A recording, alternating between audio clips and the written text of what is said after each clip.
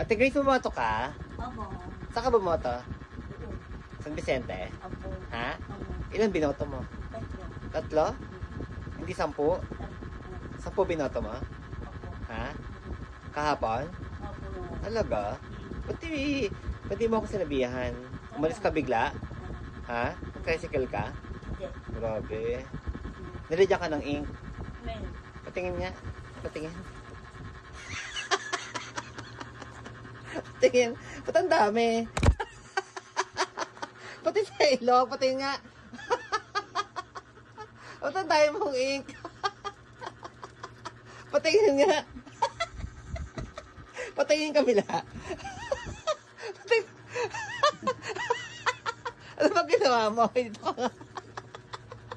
Ano ginawa mo? Ba't ang dami ink, Grace? Baka napalagay ng ink. Ito mo.